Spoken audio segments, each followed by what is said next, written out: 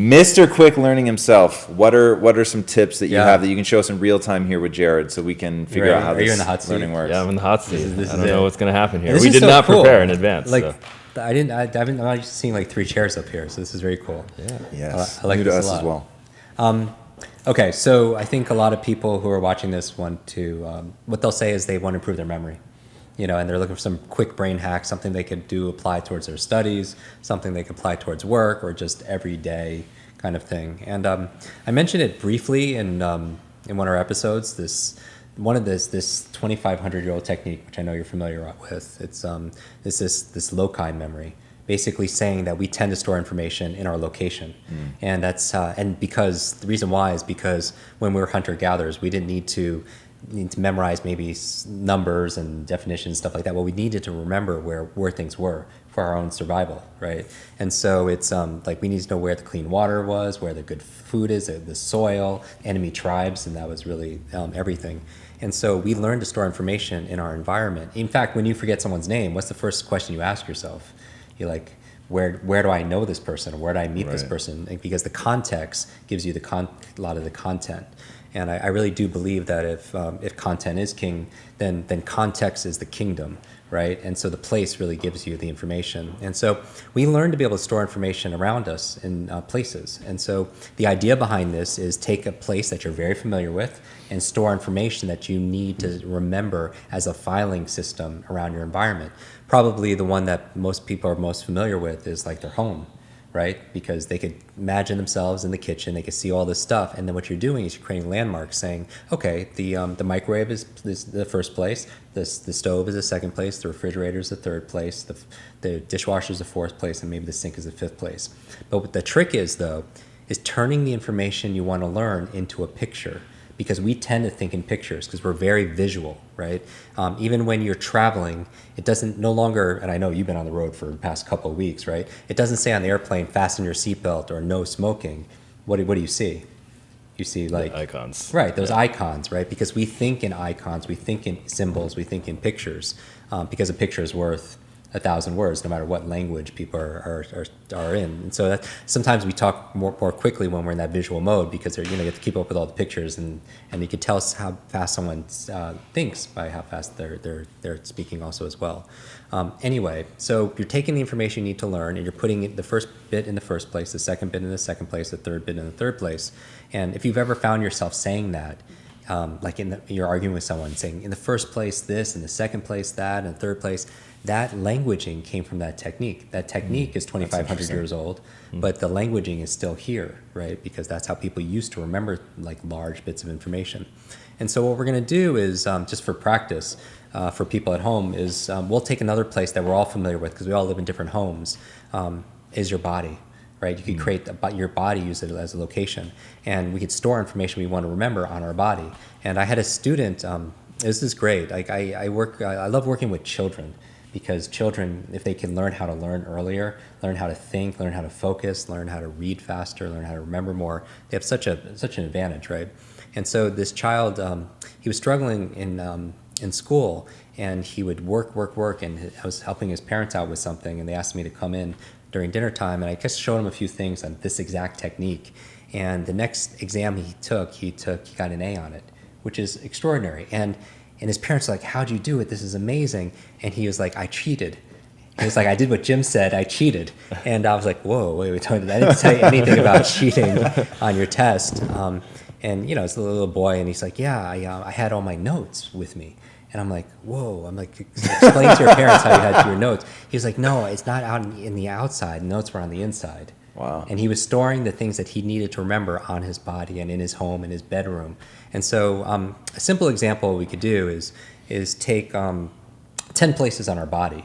And these are the 10 places that I like to use because I think we have this kinesthetic intelligence. And so we could do it together. We're going to name 10 places. And I encourage people who are watching at home to do this with me. This is something you could use to memorize a speech without notes, when you're public speaking. Sometimes you don't need to remember things verbatim. With actors, they need to remember things like word for word. But sometimes you just need to know, what are the 6 points I need to go through? But what's important is the order of it, because sometimes as a speaker, this, somebody interrupts you and asks a question, and then you get sidetracked and you're like, oh, where did I leave off? And you try to remember where that is. So the syntax is very important. So what we're going to do is 10 places in our body. The first place is the top of our head. So number 1 is top. So just kind of touch the top of your head. This is going to be kind of, number 1 is top. We got it.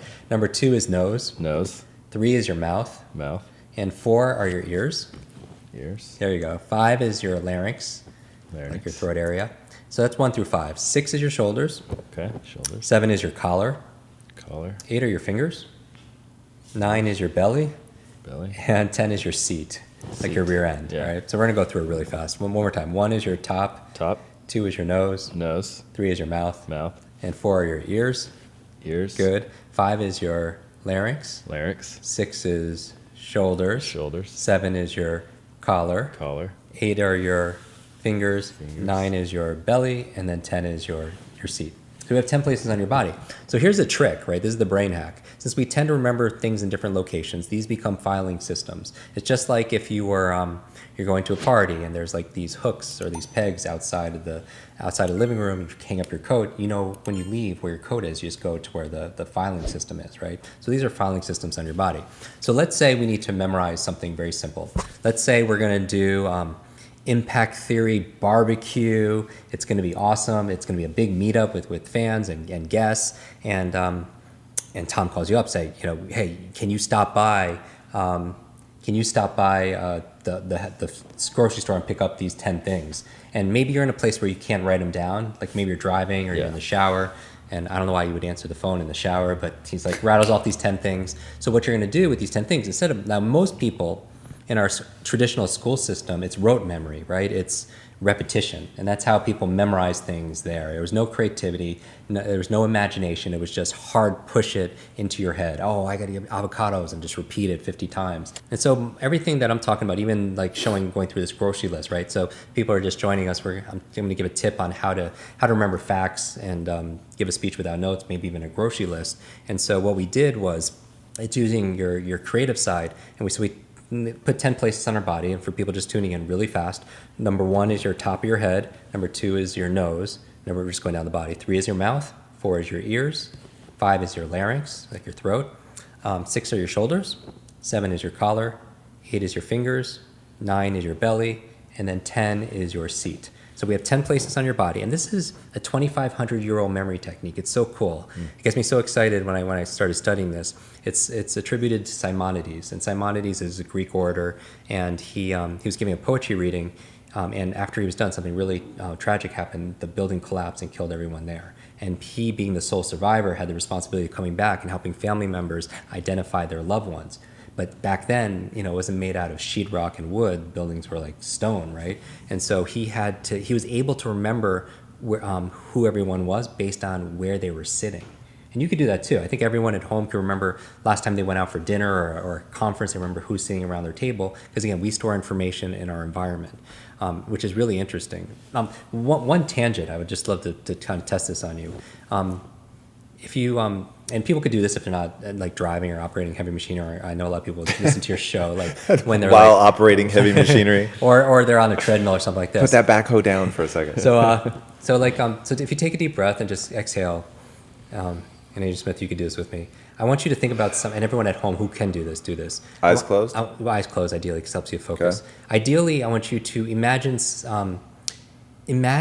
somebody that you really like. Just imagine if their presence was here, just point in that direction. There's no right or wrong, but if depending on what kind of rhythm that you're in right now in terms of your brain, if you could get a sense of somebody that you care about, just point in that direction. Just any direction. There's no right or wrong. Just point in the direction of somebody that you have. Generally, if you get a sense of where they are, just point in that direction. Good. Now I want you to think about somebody. Now take another breath, and now exhale, and just think about someone you necessarily don't really like very much. Not that we hate anybody, but just like somebody that we do, Jim. We maybe don't really have positive feelings about. Get a sense of where that person is and point in that direction.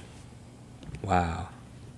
Interesting. And so what I would say is like, okay, open your eyes, just breathe. Isn't it interesting that I ask you to imagine somebody that you like and you point in one direction, and then I ask you somebody who you don't like, you point in a different direction? Because we store, this is like our coding system. We store information in our environment, and it's like a shortcut to teach us how to feel about things. Just one more time, just humor me this. Take a deep breath, exhale, and people do this at home. Point in the direction of something that's, in your past. Just point in a direction. Where does the past feel like for you? When you think about past memories, point in that direction. Interesting. And now erase that. Now I want you to think about something that's going to happen in the future. It's going to happen in the future at some point. It's a memory. It's a future memory, if you will. You know it's going to happen. You're going to brush your teeth tonight, or there's a birthday party, whatever it is. Future memory, point in that direction. Interesting. So open your eyes. Isn't it interesting that you point in two separate directions? Like some people, when I ask what's in your past, they point to the left. And what's in your future, they point to the right. And I ask you or some people point behind them, like the two of you did. And I said, what's your future look like? And it's somewhere else. And that's our timeline. That's our imaginary timeline that we have. So there's this thing like this timeline therapy, where if you connected the dots between where your past is, where your future is, you could actually, when we talk about imagine your goals, envision your goals, what if you actually put those right in your timeline? You know what I mean? And when you're looking to make changes in what happened in the past, what if you actually go in the past and use, not to forget about what happened in the past, but just take the angst out of it, right? And you could kind of change your associations to that. So my point in bringing this up is we store emotions and feelings and sensations and people all around us, our memories. So it's kind of that was more of an experiential thing. So now we have our 10 places on our body. And what we're going to do is, so Simonides realized that he could remember things based on where things were. So he came up with this technique of memorizing speeches, like the 10 points to a speech, like the 10 places in his living room. So let's say you get a call saying, okay, we're going to have an impact theory meetup, and everyone's going to get together. Please pick up these 10 things at the grocery store. Now what you're going to do, instead of writing down or putting in your phone, so what I'm going to do is I'm going to give you my 10 favorite brain foods. These are like it's like the staple for my diet, because there's some foods out there that really wreck your brain, right? That make you more hyperactive, that make you distracted. It's not good for your memory, that really drain your energy. So these are my top 10 favorite. They're not the most powerful brain foods, but they're up there and they taste great, right? All right, so what we're gonna do is I'm gonna name all 10. The first thing you're gonna put in the first place, the second thing you're gonna put in the second place, and so on. Okay. All right, you ready? Yeah. I'm gonna test you afterwards. Let's do it. That's it. All right. So, and here's the glue. What you're going to do is you're going to put it there, but you want to use exaggeration. You want to make it funny. You want to make it humorous, because what glues it is, here's the key to memory. Information combined with emotion becomes a long-term memory. Information alone is not memorable because it's ordinary. And that's just, there's so much stimulus, and you know this, there's billion of stimulus coming into our senses right now. And primarily our nervous system is there to delete information, because if it wasn't, we would just go start crazy, right? And so, the goal is like there's all this stimulus out there, and so where do we focus on? What we're going to focus on is we're going to make it extraordinary. And so what makes it extraordinary for me is emotion. Okay. So you want to make it humorous, you make it violent or whatever. But the thing is, what do I see and what do I feel? Because you're already hearing it, so you already have the auditory component. Okay. But if you want to hit all three learning styles, you want to make sure, like, what do I see and how does that make me feel? Okay. All right. So the first one what's your first place? Top. The top. Yeah. And I want you to imagine avocados. Avocados. Right? So avocados on the top of your head. All right. So what are you doing? Just like pretend you're like 8 years old. I would just imagine that my head is a giant avocado. There you go. Yeah. Perfect. Top of the head, avocado. Or maybe somebody's coming. Maybe Tom's making some like guacamole on your head. Right? Yeah. Yeah. Whatever. So like whatever. And that, like, what would an 8-year-old do? And that all of a sudden it's more memorable as opposed to just repeating. Okay, avocados. All right. The second place. What's the second place on your body? It's your nose. And I want you to remember blueberries, right? Blueberries good for the brain. Blueberries. I call them brain berries. So I just want you to imagine blueberries coming out of your nose, right? You're sneezing, blueberries everywhere. It's really gross. A blueberry stuck in your nose. There you go. That's what I think. And here's the thing. That's the goal for things to be unforgettable. Because if that ever happened, would you ever forget that? No. Would you have to repeat it 100 times to memorize it? No. It happens once. If someone actually made guacamole in your head, you'd be remember that 50 years from now. You'd be telling your grandchildren all about that, right? Okay. And so that's what's about. Make it intense. But that's the difference between frequency, frequency, duration, and intensity, right? You don't have to study 5 hours, for it to be there. The third place is what? Mouth. Your mouth. I want you to imagine broccoli. Broccoli. Let me use some broccoli in your teeth. But here's the thing. If you make it too ordinary, you're not going to remember it because we forget the ordinary, right? We remember the extraordinary. So how do you make it? See, that's the thing with memory. It's a representation. It's a representation inside your mind. So you can make it however you want, right? Yep. And so broccoli... broccoli is there's just a giant bowl of broccoli in my mouth. That's all I can think about. Yeah. And you can taste it too, right? I know how broccoli tastes. It's not the best, but... The fourth place is what? Ears. Is your ears. This is the fourth place on your body. And I want you to remember coconut oil. Coconut oil. This has been in the news a little bit. Okay. So this could be a little controversial. But coconut oil coming out of your ears. Coming out of my ears. I don't know. Coconut something. Or maybe you're cleaning your ears with coconut oil spewing out of my ears like in streams. Taste it, smell it. It's kind of crazy, right? Yeah. Okay, the fifth place is your what? It's your larynx, right? And the fifth place, I want you to remember eggs. So just eggs. Okay. Eggs good. If that happens to be someone's diet, the eggs could be good for you, for your brain. Eggs. What's the movie where he eats all the eggs? Was it Cool Hand Luke? Is that really? Right? Yeah. Yeah, he eats all the eggs. Cool. So that's what I'm gonna. So like an egg stuck there. Perfect. Yeah. So 6 is your what? Shoulders. Your shoulders. Yep. And I want you just to imagine green leafy vegetables. Leafy vegetables. Spinach. Okay. I'm thinking about the Jolly Green Giant for some reason. Okay. Just there because isn't he in like a vegetable shroud? He is. So that's what he's like hanging out on your shoulders. Yeah. You have like a good one, like a saint one, and like the devil one. Shroud. I think that's what he's in. You would describe it like that. It's 100% accurate, by the way. Yes. But nobody else's vegetable shroud. That's right. It's good. There's green leafy vegetables. Okay, perfect. 7th place is what? It's your collar. And I want you to remember salmon. Okay. Right? Certain fish is really That's good easy for your brain. because the collar of a fish is like their neck, essentially. There you go. Right? And it's really tasty. Here's the thing: don't make sure you don't make it too logical. So what do you see? What can you see? Because that's what you're going to remember. So wearing just a necklace of salmon collars. Oh, nice. Yeah. So it'd be salmon. Also good are the small fish like sardines and all that stuff because you have your fish oils and everything. Yeah. All right. So that's 7. 8 is your what? Fingers. Your fingers. Superfood that I've started incorporating in my diet is turmeric. So turmeric is yellow, orangey powder. Turns everything yellow. Everything. Yeah. So just imagine turmeric on your fingers. Like finger painting with turmeric. And finally, 9 and 10. The ninth place is what? The belly. Your belly. And I want you to remember walnuts. Just imagine walnuts walnuts coming out of your belly button. Yeah. Right? Okay. Like the reason why intensity works is you don't have to repeat it. You could just see it once or feel it and you're like done. Yeah. Right. And so walnuts, and notice how walnuts look like the brain. There's this thing like the signature of foods, like literally the sign of nature. And so like, when you cut into a carrot and you see like, the side of it, you see the inside, you see it looks like an eye. Because it looks like the organ that it's serving, right? Same thing with walnuts because it looks like the brain. Avocado is good for like female reproductive. All this, there's this whole thing, right? It's kind of interesting how food kind of look like what the place is helping. So imagine walnuts coming out of your belly buttons. Okay. And finally, the 10th place is your what? Seat. Your seat and dark chocolate. I don't even want to know what image you're picturing and stuff. But well, that makes that easy. Yeah. Okay. Dark chocolate could be sugar free, whatever.